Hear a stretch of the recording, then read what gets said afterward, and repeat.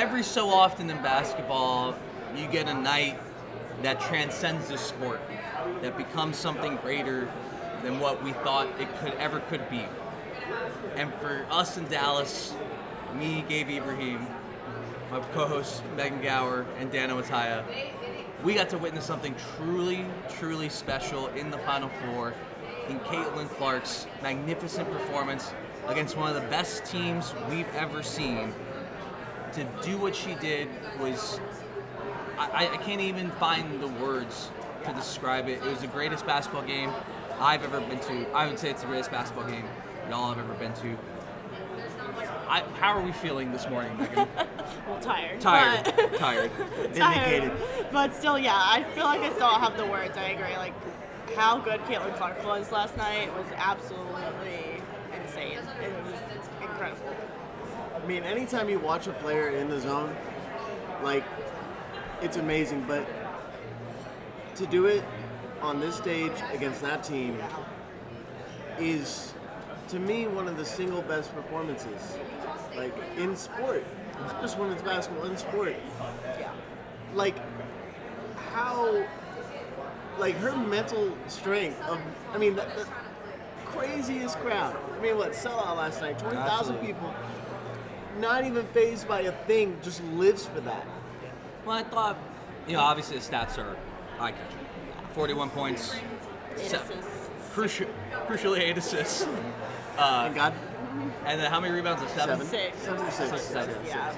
And so those stats are amazing. The highlights are incredible. But I think, Dana, what you just said is a really, really important point. A lot of teams, when they play South Carolina, get intimidated, rightfully so. This team did not lose 42 straight games. They have the biggest players in the country. They have some of the best players in the country. They have one of the best coaches in the country. And they were steamrolling teams for an entire year and a half. And you saw most teams throughout this tournament, throughout the season, even when they got up on South Carolina, would falter. Because it ended up being either Moon was too big for them, or they just got intimidated, or they just lost who they were. And Iowa just never, ever did that. And I thought that was just the most impressive thing we've seen this season from any team. Yeah, I mean, they came out with their game plan, they executed it, and like from wire to wire. I think that's the biggest thing against the South Carolina team is a lot of teams have executed against them for a half, maybe even 3 quarters. To do it for 40 minutes almost never happened. That's why when we were watching it last night, we're like, is this really going to happen? No one really believed it was really going to happen until late in the 4th quarter. I mean, you said absolutely not. I said absolutely not multiple times during that game. I did too. Dana looked at us wrong. when we were sitting together. He looked at us and he goes, "Hey, you guys believe yet?" And every single time Megan and I said no. Until, honestly, I did not believe until McKenna Warnock pulled down an offensive rebound against South Carolina to seal the game. What a moment. It's just like, and people may take this the wrong way. It's truly not what what some people are going to say it is. This was such an important night for women's basketball. For that game to happen, for that game to get the attention that it did, and for that game to live up to the hype and exceed it. Yes. Yeah. Exceed the hype of the moment. And it wasn't just because South Carolina lost. I think if South Carolina comes back and wins that game on a buzzer beater at the end or overtime, it's still a wonderful night for women's basketball because we got to see the most captivating player in the game. And I mean that writ large. The most captivating player in women's basketball go up against the best team in women's basketball. And it lived up to that moment. It's so important for women's basketball to have that game be awesome and memorable and something that, my parents are texting me about how great this game was. And my phone was blowing up. Yes. And how important do you guys think this is? Hey, we're not saying this is saving the sport or whatever, but just in terms of growing the sport, it's so important. Yeah, I think it's important from the perspective of, like, there were so many eyes on that game, and if it turned into being, like, a 20-point blowout, it wouldn't have been great for what it was. But obviously it wasn't that, so I think that's huge. I think there is a small part of it that, like, South Carolina losing is good in a way, too, because it's, like, a lot of the criticism about the women's tournament is, like, you can predict who's going to win it, and you already know who's going to win it. Now you clearly don't, so, like... I think there is a small part of that is good for the game as well. It's great when those great UConn teams lost. Yep. It's great when those great Tennessee teams lost. Yep. Like, those are the moments that grow the sport. You can look at men's basketball too. When Duke loses, that is great. Miami men's program built on a win against Duke. Potentially going to be built on a win against UConn. But it took us all of 5 minutes to get to men's basketball, really? Not men's basketball, Miami. It's Miami specifically. Those are different things. No, but I'm saying that for real, like when you look across the sport, the great teams losing grow the game. Mm-hmm. Whether it's the Warriors, whether it's the Heat. When the Heat lost to Dallas, that was such a huge moment for the sport and its growth.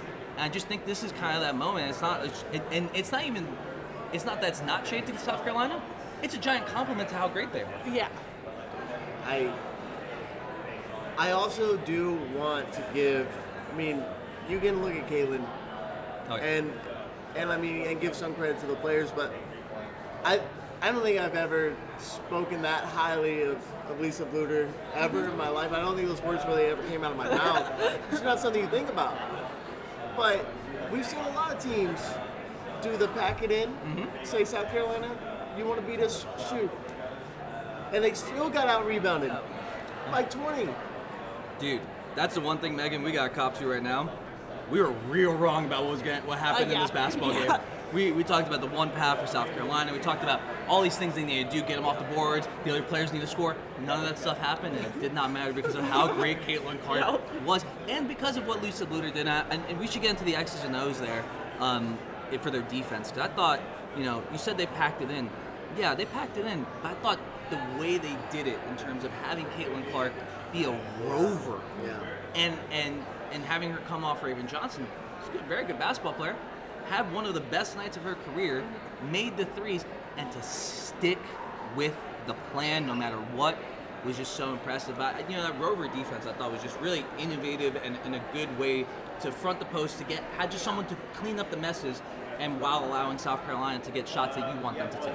Right, and I think they committed to it too. Like I think we see a lot of teams that play that, and then South Carolina hits a couple threes and they adjust. Like they just haven't been a great three-point shooting team, and I think you live with if they're going to beat you on threes. They beat you on threes, but to just stick to it and stick to that game plan, it really worked. And I think that's where also Caitlin Clark comes in. Yeah. Because if they do hit those threes and you don't score offensively, you lose. But when you have the best, most talented player you've seen in a decade, since maybe Suey, It's about a decade. We're not that old. I don't know. Yeah, we were in college a decade ago. Yeah, but she was not that. Either way, 2016 wasn't a decade ago yet. You, with that game plan, don't win, don't have Caitlin Clark. Match made in heaven. Her and Lisa did the damn thing. Yep. I'm so proud. I thought it couldn't be done. I started believing, right when Caitlin scored. The first 2 points, I said, it's the night. How are you not afraid of the moment ever? Some people are just built different. I would shut up. It's not even afraid of the moment. And by the way, we're in the Sheridan Hotel with all the coaches. So we're having people walk through. You may see some coaches that you recognize. Who knows? So keep an eye out for it if you're watching on YouTube. And drop us a like and a comment and all that while we're here. Aaron Barslay's there. Aaron Barslay's over here. But to bring it back to what Iowa was doing, I think it was everyone too. It was from Lisa, and that was such a crucial point of we're not changing just because they did something. We're not changing because of that. We are going to play our game and do exactly what we want to, and if they want to change, they can change. I think on the other side, to a certain extent, Dawn didn't change as well, and this time it didn't work out for her, and I think that was just fascinating because Dawn, usually South Carolina and LSU, they're the teams that don't change. You have to change to them. You have to game plan to them. Iowa said, no, you're going to have to change, or else Caitlin Clark's going to have 41 points. And South Carolina, tried to call the bluff, and it was not a bluff.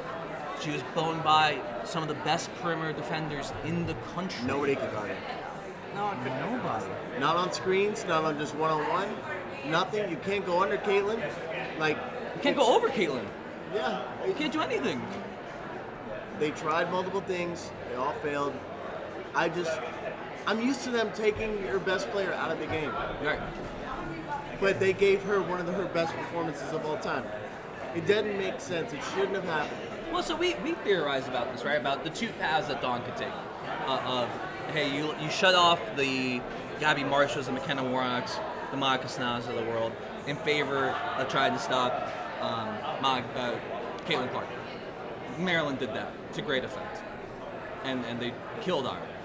And then, Dawn decided on the other path, which was you shut off, you let Caitlin do her thing, and you try to shut off everyone else, and you see what happens. And, hey, if it works out, you're sitting here saying, oh, Caitlin Clark had 41 points, but South Carolina still won because they stuck with it.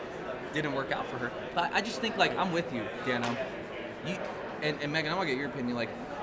I feel like you can't just let her, once she gets to 30, you just can't let her continue not seeing double teams. You have to get the ball out of her hands. And if Gabby Marshall beats you, Gabby Marshall's a great basketball player. I'll live if Gabby Marshall beats me, right? Yeah, I was so surprised. Maybe not the start of the second half they didn't adjust because Boston had been on the bench of foul trouble, so maybe you think that's going to fix some things. But going into the fourth quarter, you're still down. To not adjust, I thought was really surprising. I think the other thing we have to give credit to though is Monica Sonano was amazing. I didn't imagine that there was a world where Monica Sonano scored 18 points against South Carolina in the paint. And so there was rolls, which were incredible, and South Carolina plays very tight. We're playing very tight defense on the shooters, so there wasn't much tagging. So that's one way she got it.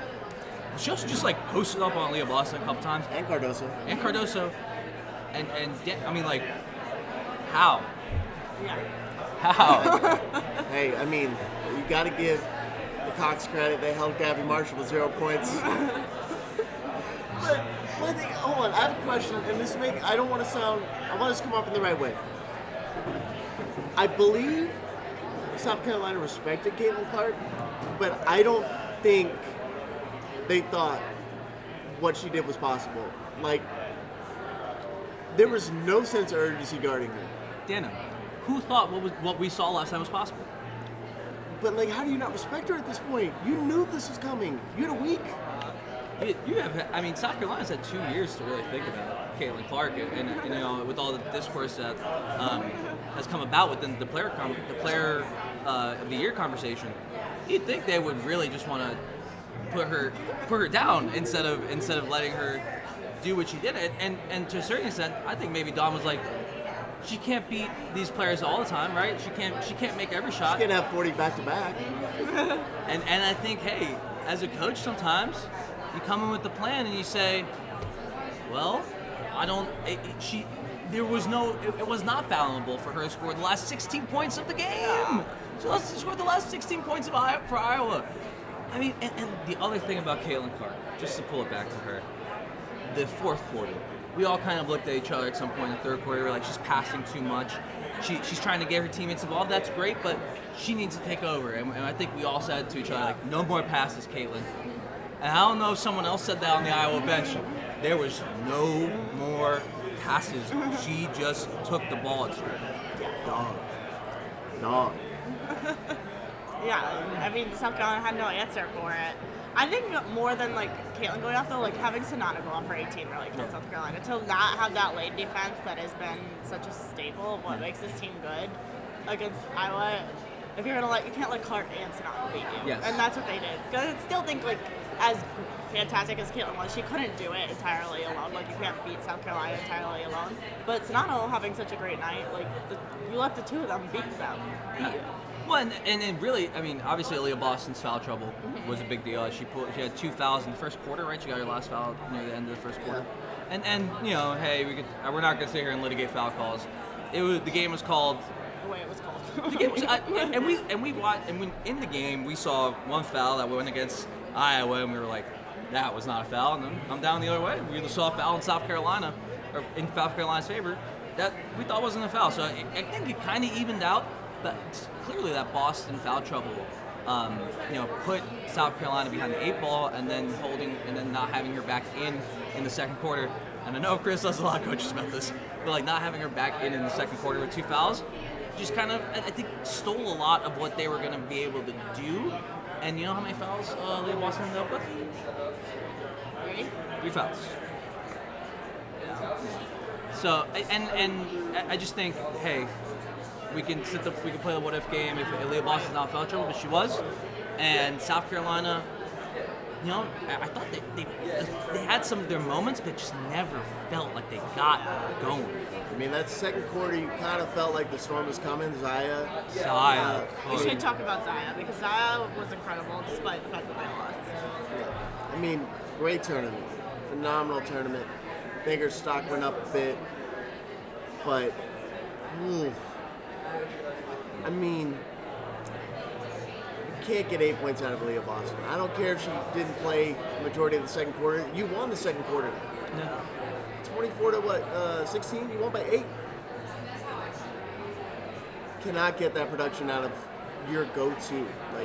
And there had to be a way to get her more loose in the post. And this is a theme for both games, both Virginia Tech and LSU, of the physicality in the paint. Probably a little bit more so than we see in other games, right? Just a lot of physicality. And you'd think it benefits South Carolina. I just thought what Iowa did was so. It was just really, really impressive to have Monica Sanas stand up in the post. But we gotta get back to Zaya because Zaya, it's gonna get lost in the shuffle, and it's gonna be a damn shame that the game that she had didn't win South Carolina the contest because 25 points, and just at times it felt like we were talking about the will of Caitlin Clark. On the other side, the will of Zaya Cook to just keep them in that game at times was outstanding. I just really want to give her a good shout out because she deserves it. Yeah, especially in that first half when they had Boston out with foul trouble and they really needed someone to take over, and she totally did it. I don't think she was quite ahead of Caitlin Clark in the first half, but she was scoring pretty much consistently with Caitlin Clark in the first half, and then it tapered off in the second. But I think she really kept them in that game instead of them going into the half down 10. They were down 1. Yeah. And if it wasn't for Zaya, the game wouldn't have been close, and we wouldn't have had the greatest night of our lives. I'm really happy for Zaya because I remember last year, obviously they win the championship, and she's happy about that, and that's all that matters to her because that's the type of player she is. She's a winner. But it was the shooting was so off, and it wasn't yes, her shot was partially off. But it was there were so many rim outs for her. There were so many times where the shot looked like it was halfway down and just popped out. So for her to come back this year, I've talked about it a lot, and rebuild her shooting percentages and see the ball go through the net, and then to play with such confidence and poise and composure throughout that game, where a lot of South Carolina players didn't have that same composure, just showed, I think, her leadership to this team that is, I hate saying underrated, under-heralded. How about that? That's fair. Under-heralded in terms of what she does for that team. I was just really happy to see it in that moment. Obviously, very devastated to see her lose the game, and obviously, she cares, right? So I'm happy that she cared so much, but I'm very sad that it hurt her so much. Yeah, but it's an incredible performance for her, I think, in this tournament in general too, and gonna lift her stock for the next level if she decides she's going. Yeah. So now, I don't know. Do you want to talk about what's next? Dana, you got anything more on the actual game? Wait, I have one more thing on that. Okay, yeah, let's do it. Because I feel like we didn't really talk about McKenna Warnock because she didn't score, but I think she did so many little things for Iowa last night in terms of the rebound. Obviously, at the end was the big one, but in terms of battling in the paint with Boston and defending, Iowa's defense looked better than it ever has last night. It feels so good to hear you say that. Megan, Iowa's cannot make the Final Four Gauer, saying Iowa's defense. Do we pull that clip now, or do we wait until after the championship game? But, I mean, I will say, South Carolina always found a way against these teams that could score, right? Yeah. They always found a way. They put up 86 on Maryland? Yeah. I could be wrong, 86.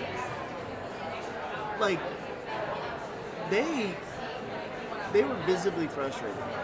And I mean, say they could have got more fouls, but I thought, even on the offensive rebounds, it's just solid straight up defense. You take your chances. You don't board, you try to get the next one.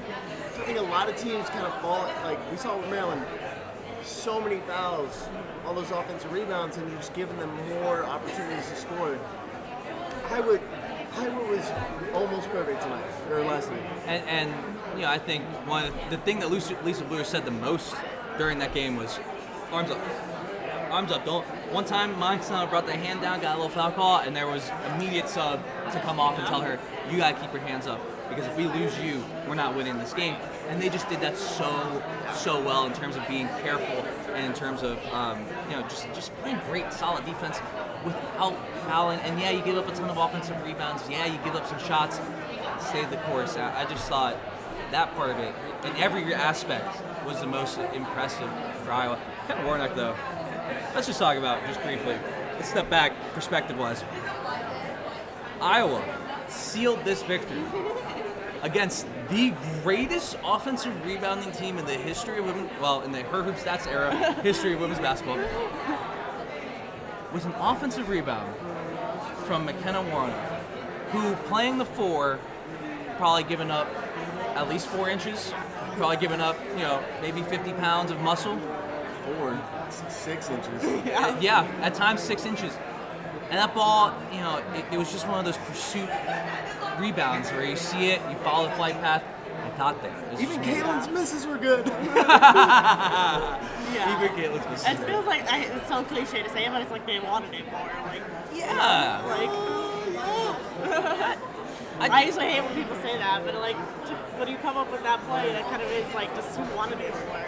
If you would have told me this team beat South Carolina a month ago, like, if you would have told me they were going to beat, no way. We can listen to what Megan had to say about this a month ago. And, God. I mean, so my question as you're talking about this rebound, are we getting a McKenna Warnock statue? Or Caitlin Clark? No, I think we have to knock down the Dirk Nowitzki statue and put up a Caitlin Clark statue. In Dallas. Yes. And then we'll have one in Iowa, and then every basketball stadium in the country has to have a Caitlin statue. The greatest basketball player to ever play the game. We're joking. We're being facetious. We don't have to get into that conversation. We're joking. Yeah. We're joking. We can say one of the greatest, if not the greatest, NCAA tournament performances Yeah, of all time. maybe. I mean, like, I couldn't. Individual performances. Can't think of many individual games as great as this one. Forget women's college basketball. Forget college basketball. Like the annals of sports history. Like LeBron game 6 against the Warriors, something like that maybe, or game 7, excuse me. That's something similar, right? I mean, I don't know. In college, it just kind of seems like there's not that. Hasn't been this team that's maybe so driven like by one player. Diana back in like 04, but Diana Rossi. Just say Diana. So I'm wearing these sure so people probably do know what I mean. But Diana didn't have so much on her shoulders offensively. I don't think any player Not had so much. That 04 team she did, yeah. Oh yeah. Yeah, they were. But Diana, but she had just do it against the team that she did it against. I think that's the part that makes it so special. Because someone had 41 points. Who they playing in the Elite Eight? Louisville. Oh. Against a great defensive team in Louisville. One of my favorite teams in this tournament.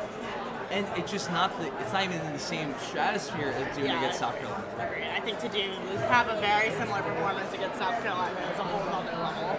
No. There may not be another run like this in a tournament. Not for a while. Well, maybe Caitlin Clark next year.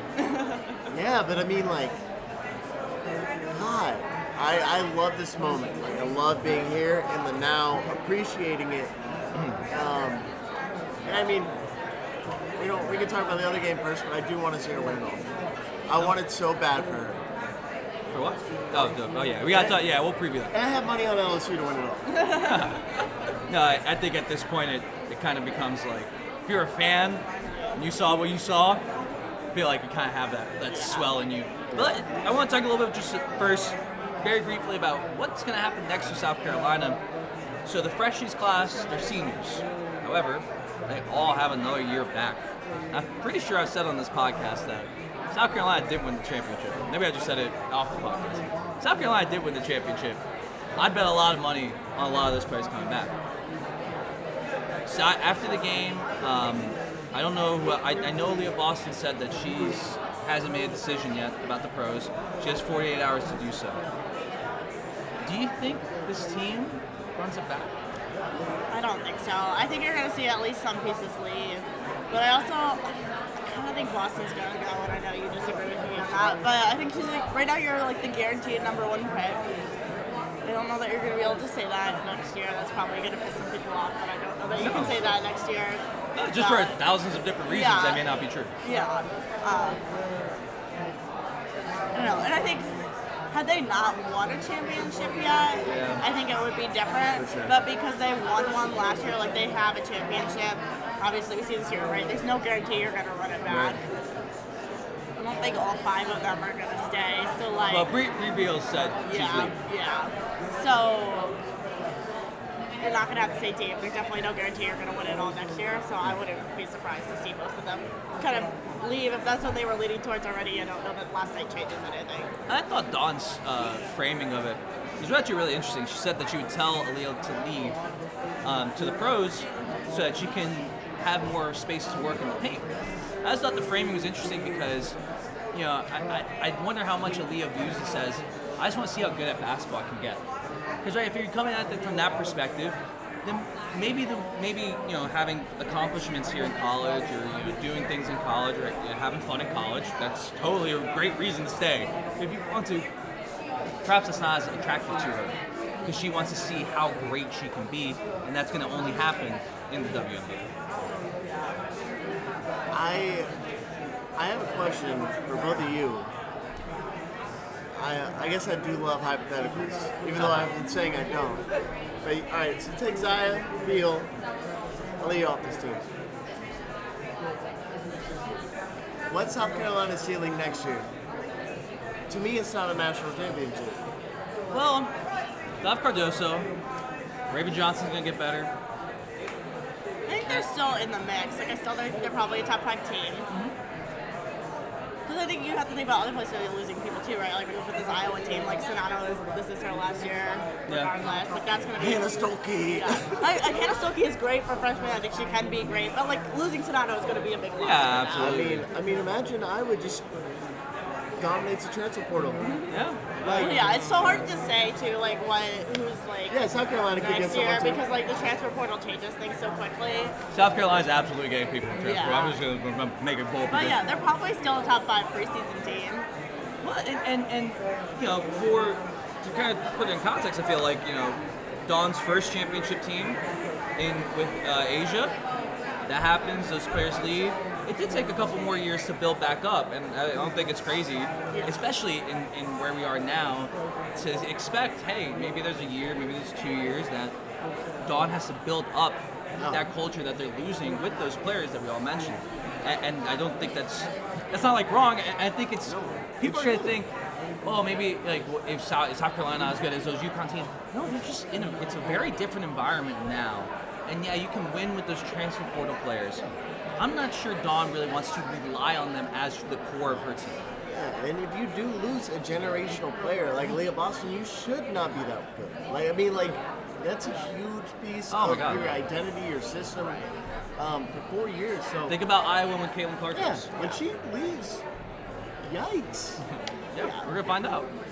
You made that You never full know. identity. Yeah. I love that. All right, I mean, do we get any more? All right, yeah. Can we go to the sad part now? I mean, like, this game was sad, and I don't know, maybe we just have an affinity for Kenny Brooks. We get to talk to him. He's just like the kindest person ever, and like Georgia Amores, it steals hearts, and you know, Taylor Soul, her energy is so wonderful that you kind of just fall in love with this Virginia Tech team. I think it was just heartbreaking though, because you saw it slipping away for Virginia Tech. They come out, they play really well in that first quarter. Actually, they played poorly in the first quarter. Second and third quarter, go to zone defense, works gangbusters. It's amazing. You know, South Carolina can't hit the outside shots. LSU can't hit the outside shots. The rebounds are coming down to Virginia Tech. It's all going Virginia Tech's way. What was the rebound advantage at the end of the first half? I don't remember, but it was big in the favor of Virginia Tech. It was like a 10 rebound difference. Yeah, it was like so. plus 11 for Virginia Tech. They were down 9. Went on 11-0 run the last 5 minutes in the first half. It was beautiful. Yeah, and then continued into that third quarter too. They were up by 9 at the end of the third quarter, and then LSU started the fourth on a 22-3 run. I'm sorry, dude. I'm sorry. How does that happen? Well, Angel Reese took over. That's how it happened. Alexis Morris too. Alexis Like, Morris, that's. yes. I think that was the first change, right? Alexis Morris starts hitting outside shots. Tari Poole hit some outside shots. The threes fell a little bit, and then they got out of the zone. And they went back into it at times, but they really got out of that zone in the fourth quarter, and that just kind of opened up the floor for all of those, Angel Reese post-ups, Angel Reese offensive rebounds. I thought the refs really allowed the physicality, as we mentioned in the South Carolina game. Turnovers too. Like breakaway layups. Like Very uncharacteristic turnovers. yeah, that happens in the first quarter. That should not happen in the fourth. I would say, to a certain extent, the Virginia Tech LSU game, went a little bit more like the South Carolina-Iowa game that we had envisioned, that we had previewed. And it's just like, it was just like heartbreaking because you saw it slip away from that team that had done so much and captivated so many people. But God, LSU. Yeah. So we should all just say, like, we were wrong. I thought you were about to say, we should all say, give Kimmer flowers. And we're canceled. I mean, I guess we kind of have to. How much of that credit goes to Kim in that fourth? I mean, like, obviously the defense worked. I mean, they only attempted 53 shots. Yeah. Like, They attempted, what, Yeah, 11 I mean, I threes? think we saw, like, Kim Mulkey's been there before, right? She knows what she's doing. I think you saw that experience maybe take over a little bit in terms of she's been to the Final Four, she's been to a national championship, she has 3 national championships, and she got this team here, which is really impressive in its own way, obviously, because it's her second season and then was able to get them there. But I think you have to give the credit to the players too, right? Like Angel Reese and Alexis Morris really executed in that fourth quarter. Angel Reese was huge on the glass. She didn't have the best half on the glass in the first quarter. I think she only had 2 rebounds at the end of the first half, which was a huge part of why Virginia Tech was where they were. Yeah. And then she really took over on the glass in the second half. And I think, basketball's fickle, right? Basketball is just tough to figure out because we were talking about, criticizing what Dawn's choices to stay the course in her defense. And you look at it, and it's like, yeah, Dawn has every reason to stay in that course. And LSU, it didn't work out for South Carolina. LSU did the same exact thing. They said, we are going to be our identity. We do not care what the other team is doing. And it did work out for them. And I just really, really impressed by Angel Reese, Alexis Morris, and the whole team for maintaining that composure in the same way that Iowa did, I think. I think some of it is also like that lack of depth kind of caught up to them. Yeah, I agree. I mean, they needed one more piece. Mm-hmm. They needed somebody to be supportive. They needed somebody in their corner. They perhaps a former All-American point guard transfer who had to leave the game because she was sick. Yeah, that would have been helpful if they had another player. Yeah, just something. And I mean, Taylor Swift 3 fouls too. Yeah, that hurt them, I think.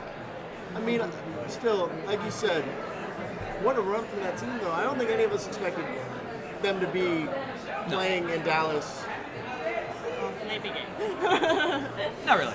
No, because you picked them to win the ACC. You should take a victory lap for that. Yeah. You've been taking a lot of a little L's today. So, yeah, I did way back in November. Like they would win the ACC. So. Yeah. Megan got one. I got one right. No, but man, they should. Virginia Tech has to be just extremely proud of where they brought this program. And I tweeted this out last night. Like, I don't think this team is done. I don't think this program's done. Georgia Amore comes back. Liz Kitley can come back. It seemed like in the press conference Liz Kitley was leaving, right? Yeah, that was the vibe I got as well. It felt like she was done. Yeah, but she was careful about her words. She didn't say anything that would, paint her into a corner. So she could come back. And they're losing Taylor Soler, losing Keon Trailer. Great game. Amazing. Great season. Like, was so consistent down the stretch. I love that after the game too. Someone asked her, like, well, how'd you feel? She transferred from Purdue, comes over to Virginia Tech, spends 2 years there, and they asked her, like, well, how do you feel about your time at Virginia Tech?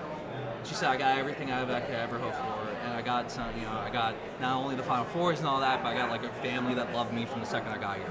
And I was just like, beautiful. That's the point of the game, right there. That's the entire point of the game. I think it came out on the court for Trailer.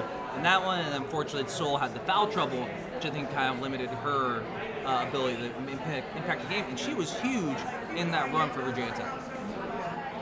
Yeah, I think the thing that struck me in that press conference too was like how much I think the team was very quickly able to like reflect on like how great of a season it was for them in terms of like getting there, and also how much they all just like love each other. That's like all they said in the whole press conference. I think it was very sweet to see them like all talk about each other like that.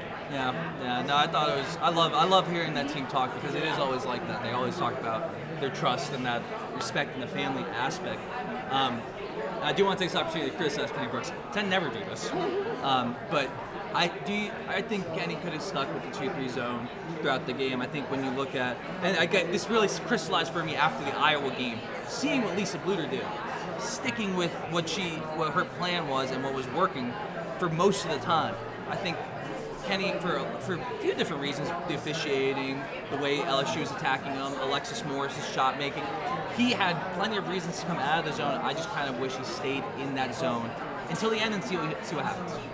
I think it's a little different than the South Carolina-Iowa situation because I think like Zaya wasn't the one hitting the threes for Right. South Carolina, so I think you're gonna give, if it's not Zaya, I think you're okay with those shots and you're okay with like letting that happen. I think if Zaya's the ones hitting the three, maybe Iowa doesn't stick with that. And I think for LSU it was Alexis Morris hitting the threes, and Alexis Morris can beat you. That's a good and point. I think that probably is a big part of it and why it's a little different from that South Carolina-Iowa game. No, that's a really good point. What do you think, Dano? It's so hard to talk about this game still, man. I just keep like putting my mind back to how I was feeling. Like I thought there's no way they were losing that game. Like with the poise they've had all season. Like that's the team that doesn't fold. That's the team that pours it on. Look, dude. Hey. But I gotta give. I mean, Angel Reese bodied me up last night. She really did. She pushed me to the ground, scored, did this, and I have to own it, and it's sad. And Angel, I thought she bounced back from a couple times where she got beat by Liz Kitley, and she had to stay the course and show that poise, that leadership. And I think that, to me, this season is probably the biggest growth in her game. Not only you're right. she has so much strength and speed and all those tools. You saw all of that in the time in Maryland. I think the aspect that changed for her was being a leader and kind of being embraced by her coach and having, when you have Kim Mulkey as your coach, it's easy to have a big personality because you can look at whatever the hell she's wearing and be like, well, I ain't as crazy as her. And I think for Angel, it was like she kind of blossomed into a leader in this system. I mean, that fourth quarter, that was the best LSU team I've seen all season. Absolutely. Against the best competition on the biggest stage. Not many teams are down 9 in the fourth quarter and win a game like this. Very rare. And I mean, I mean, it's so hard when I think about that quarter. Yeah. But I also think about what Caitlin Clark did to be confident in picking a winner in the next game. Like I wasn't happy because of Virginia Tech lost, but it really is going to be a great matchup too. Yeah. Yeah, we want to jump to that. I think it's a kind of almost like very similar to the second game last night. Like Iowa, Yes. South Carolina, like LSU plays a very, very similar style. You've got, Reese in the post, and you've got Morris on the perimeter, kind of like Boston and Zayat. It's a very, very similar game to the game that we saw in the second one last night. Yeah. I do think they're going to need to get something else out of. I mean, LaJasia Williams honestly played great last night too. Yeah, But- she had 10, I think. She was good for them, but they need more than Angel. I think Flage is going to have to do something this tournament. And Flage had a couple moments, offensive rebounds, drives On the through it. fourth, yeah. She had her moments. But I mean, I think you need someone to step up in this game. I mean, it's Caitlin. I mean, how do you bet against her at this point? I'm not. Like- Shut up. I'm picking Iowa because I'm not sure I'll ever pick against Caitlin Clark in her college career In ever life. again. I don't know. That's a strong statement. I can't. After what we just saw, that was life changing. But there's a chance for a letdown moment. Yeah. Well, I think LSU's going to say, okay, we saw what South Carolina tried. We're not going to try to do that. We are going to put the box in one. Hell, put a triangle on 2 and just put both players on Caitlin Clark. Let the other players play zone.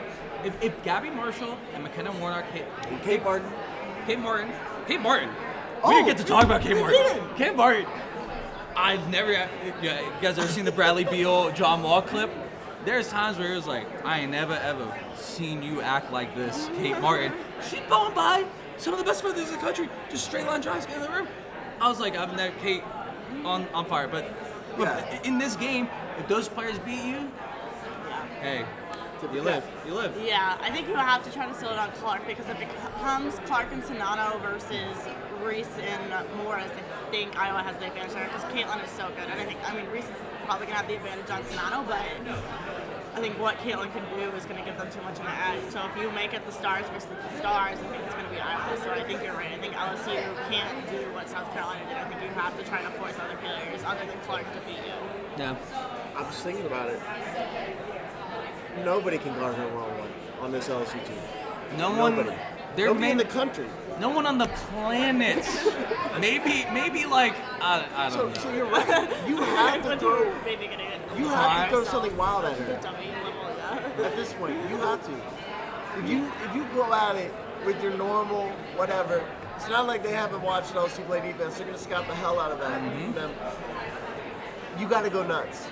Do something completely random. Throw her off. It probably won't work, but still, you got to try. I think you got it. I mean, you have to have like. Personally, I would have like 8 or 9 different coverages. We're gonna hard hedge. We're gonna show on her, go over. We're gonna tap that ball out. We're gonna send help from the strong side corner and try to get her to pass that strong side corner because we want that shot more than her shooting. We're gonna have blitzes. We're gonna have traps. We're gonna do anything possible to make sure that you don't beat us. Anyone else can beat us. We'll live with life if that is the case. I just to me, if I was LSU, I'm saying I can't live with myself if that girl did what she did last night to us on Sunday. Yeah, and then I think from like LSU's perspective, or from Iowa's perspective regarding LSU, I think you use a lot of the same strategies you used against South Carolina, but I wonder if you try to adjust to do something about the glass to be a little bit better on the glass, because I think if you allow Angel Reese to get that many offensive rebounds, that's going to be hard, especially because Boston was in foul trouble. A lot of those offensive rebounds were Camila Cardoso isn't always the best finisher. She's not as good as a Angel finisher. Reese is a better finisher, so if you let Angel Reese get position and get those boards, she's probably going to finish. Yeah, you got to figure out a way to push her out to the perimeter. And hey, look, Monica Sano. She played great last night, so she plays like she did. I think that's really good for Iowa. She stood up as like a rock, like a stone wall down there in the post, and not giving up position. I mean, she gave up inches, but she didn't give up position. I agree with you though. I think Angel Reese is going to finish over her just with all her length and all the gang. She's a little bit different of a player than Boston, or not a little bit, a lot of a different of a player than Boston or Cardoso too. So if they go with the rover, I mean, you have to probably do it off Flage, right? She would get absolutely. Wait. Oh, you mean like leave Flage? Yeah, leave Flage. 100%. Like Atari Pool, I'll let her shoot. Tari Poole is probably a good enough shooter. I'm not going to leave her. I'm not going to make her the rover player. Yeah, probably Flage until she comes out and hits a few. Maybe then you adjust because I think she's capable. We've seen her go off like times this season, but she hasn't really had any success shooting in this tournament. So I think that's the approach you would Except take. for last night. What? Except for last night. She hit 1 3. And it was massive. Okay, yes, but it was 1 3. I don't think we're gonna make an entire defensive game plan based on her 1 3. Yeah, but I just think your better bet is to help off Flage. Yeah. And the other thing is, LSU's gonna have this scouted now. Like I'm not sure I would put this on tape honestly of that rover. I'm not sure, and that didn't. South Carolina couldn't really adjust to having Raven Johnson cut, figuring out the lane for her to get there. LSU's going to have that scouted and understand how to get if it's Flage or if it's Poole, how to get them off the three-point line and going to the basket where they want the shots. Yeah. I mean, the other thing about Iowa last night, they don't miss free throws. They don't. South Carolina, best player missed 2. A couple other people missed. You lost by 4, you missed 4 free throws. I was perfect. Angel Reese misses a lot of free throws this year. I don't think the moment's too big for her, though. She lives for this. Yeah. I'm pumped. It's going to be a great game. You guys want to make a pick? Iowa. Iowa? What's the spread here? Oh, it opened at -1.5. It's already up to -3. It got pounded last night. Oh, wow. Yeah. Interesting. against the spread, I might go LSU. Yeah, I think it's going to be a good game. Yeah, I think it's going to be close. I do think Iowa, though, I'm not going to bet against Caitlin Clark at this point, the way she's playing. And I think if it's a close game, like, who's the player most likely to, like, hit that big shot to win it? It's going to be Caitlin Clark. Yeah. I don't know. I feel like the last few national championships, it's been like. Wait, Stanford was close, right? Were there Arizona? Is that close? Yeah, that was a close game. That was a close game. I don't think it was a 1 point game, but it was close. They had to foul at the end, though. It was essentially a 1 point game. Yeah, I mean, then we got. Last year was not close. Well, that was destiny that went on. Yeah. God, but yeah, so I mean, like, I could see a world where Iowa wins by 10 and they cruise. There's a world where LSU wins by 10 and cruises too. So, but I think ultimately, hopefully, we're just gonna get a great game. Yeah. Yeah. I mean, it's hard to follow what we just saw, but. But what if it does, right? This one, and we said this, right? We're walking into our seats. I look at Megan, I'm like, because we walked in after the press conference, it was like Iowa was up like maybe 8-4 or something really small. I'm like, Megan, what if this happens? Like, what if they pull We are it? both like, nah, that's not gonna happen. What if they freaking pull it off? And LSU and Iowa could pull off making an even greater game out of this and making this just like one of the best Final Fours we've ever seen. I'm really just excited for that on Sunday. Obviously, all of us picking Iowa means that LSU's going to win. So if you're looking for that, I'm going to look at Aaron. Are you picking LSU? Are you picking LSU?